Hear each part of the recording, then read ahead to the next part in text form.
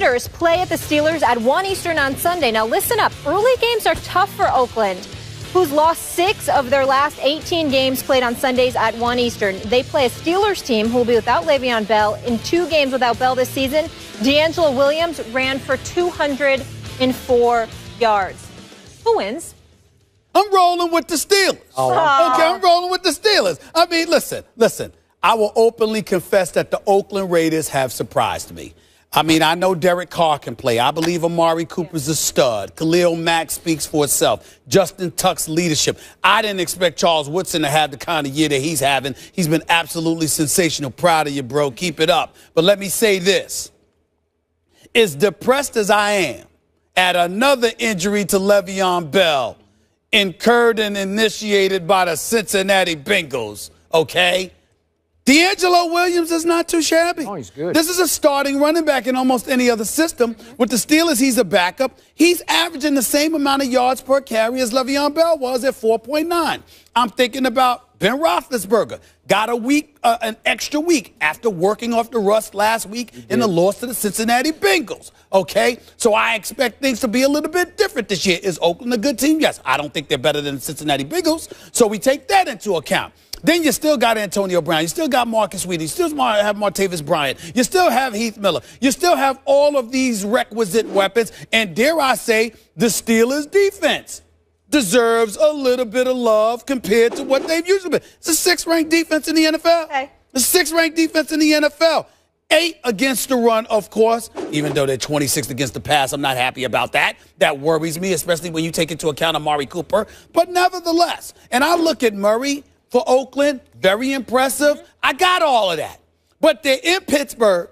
They had to go from the West Coast to the East Coast. It's a 1 o'clock game, which is 10 in the morning for them. There's a whole bunch of little issues, little nuggets of issues working against them. And on top of it all, I don't think Ben Roethlisberger is going to look that bad 2 weeks in a row. Am I concerned about him? Sure I am. Because obviously when you get hit the way that he got hit against St. Louis, that's problematic because even though you might be healthy with that brace on, you're still dancing in the pocket. I even expect the Steelers to make an improvement special teams-wise, excuse me. Dre Archer got cut. Wasn't producing for you. You got it, Jacoby Jones. Oh, that was hysterical. The same dude that Tomlin got in trouble for standing near the sideline a few years back. So they didn't trip him. He did not trip him. He did no something. Watch your mouth. Please. Watch your mouth. Mike Tomlin would never do such a thing. Yes, the point that I'm trying to make do anything to win. Well, not anything. He ain't Bill Belichick, but let's not go there. They did fine him. They did fine him. They fined him. So what? We get over it. Nobody's perfect in life. The point is, that's right. Nobody's perfect in life. Okay. The point is,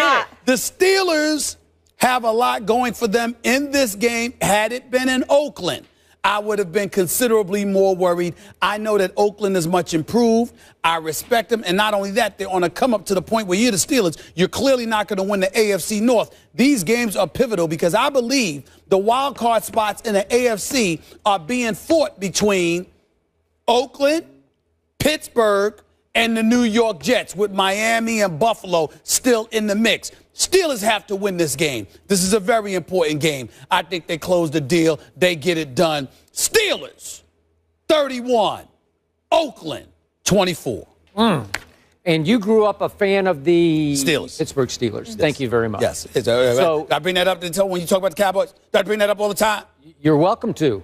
I love the Dallas Cowboys, and I have since I was like 8 years old, whenever they started, 1960. You actually root for things to happen just to facilitate your team. That's true. I do. I admit it. Now, speaking of picking with heart overhead, I am also going to pick with my heart on this game because I have slowly fallen in love with the Oakland Raiders. I love their rebirth because I covered the last Raiders team when I was out in the Bay Area. They got to the Super Bowl and then got humiliated, obviously, by John Gruden's team. Bad. But at least when the dude went to Mexico, right? The dude went to the night before the dude went to Mexico. The night before the Super Bowl. Unfortunately, I was in San Diego and he went down the. Okay, so we weren't good enough. Yes. Okay, so I'm picking with my heart here, but I do think the Raiders at 4-3 have a real shot at beating your Steelers. I agree. With Ben still a little tentative on his knee. He's still not sure of himself.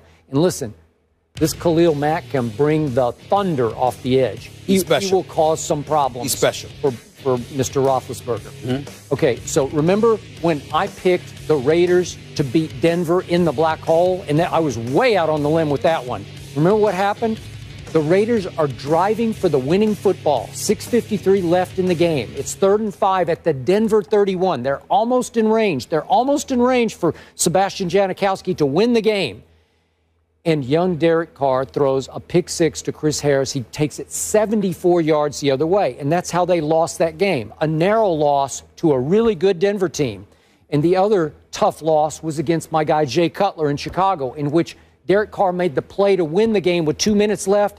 And then Jay Cutler goes boom, boom, boom down the field, and a last-second buzzer-beating field goal wins the game. So those are the two tough losses they've had.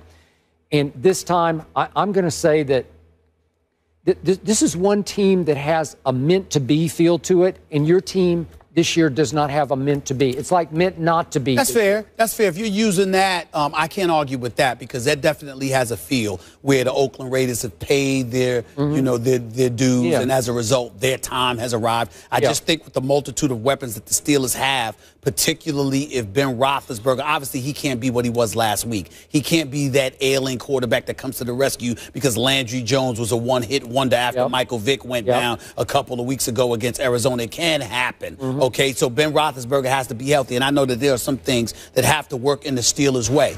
But at the same time, I just think that the game being in Pittsburgh goes a long way. A lot of damage we've seen from the Oakland Raiders, even though, in fairness to them, they lost to 2 undefeated teams, and they lost on a late rally to Jay Cutler and the Chicago Bears. But there's no denying that the Raiders look impressive. Amari Cooper is special. He's already got nearly 600 receiving yards, and it's just 7 games into the season. I want to take a moment to give some love to Jack Del Rio, the former defensive coordinator in Denver, who's now the head coach for the Oakland Raiders. I think he's doing a good job. And I got to tell you something as well. I'm going to give your, the offensive line coach, Mike Tice, so a little bit of love here. They're protecting. Derek Carr's only been sacked 8 times. You got a running game. This is a guy that's going largely unnoticed. Obviously, the line of scrimmage is where all the damage gets done. So I see what Oakland's doing, and they deserve a lot of credit. But I think the multitude of weapons the Steelers have at their disposal, combined with being in Pittsburgh, goes a long way. Am I worried? Sure I am. Derek Carr's only thrown 3 interceptions on the season. Got 15 touchdowns. He's completing 65% of his passes. This brother can play. He's also thrown touchdown passes to 8 different receivers. That's right. And one of those is the Todd Gurley of rookie receivers, Amari Cooper, right? Yes. Okay, so I got that going for me. Yeah, you do. Here's why I'm scared. And the Steelers don't have the greatest secondary either. Okay. Speaking of secondaries. Yes. Even though my Raiders have held opponents under 100 yards rushing for 5 straight games, the reason they've done that is because their pass defense ranks 31st. That's right. So Ben should have a pretty good day, But I'm still going to go Raiders 27-23.